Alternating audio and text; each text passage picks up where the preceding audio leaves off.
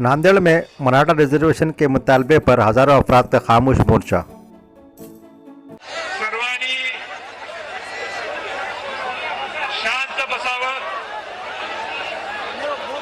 माझी दुसरी विनंती आहे, अरे शांत राहा, बोलू नका, कोणी बोलू नका। माझी विनंती आहे,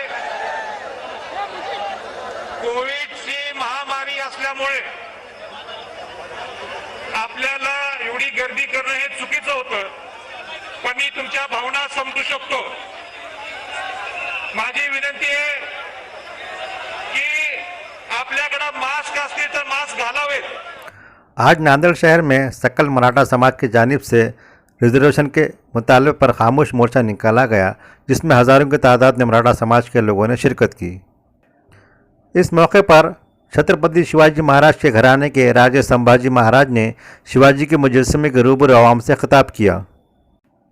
इस मौके पर उन्होंने मरकज़ी और रियासती हुकूमत पर शदीद तनकीद की और चैलेंज किया कि मराठा समाज को रिजर्वेशन देने के मामले पर दोनों हुकूमतों से खुला मुबाहिसा करने के लिए वो तैयार है।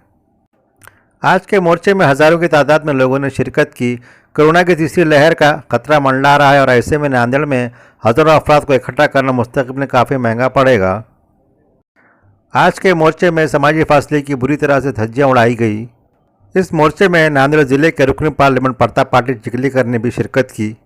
सकल मराठा समाज ने कल नांदेड़ जिले के तमाम अरकान असम्बली से इस मोर्चे में शिरकत की अपील की थी, लेकिन इस मोर्चे में ऐसा लगता है कि सिर्फ बीजेपी के कारकुनान और लीडरान ने नहीं शिरकत की।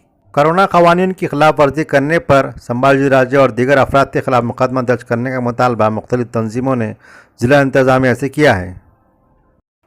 ताज़ा तरीन खबरों के लिए वरक़त ताज़ा यूट्यूब चैनल को सब्सक्राइब करें। शुक्रिया।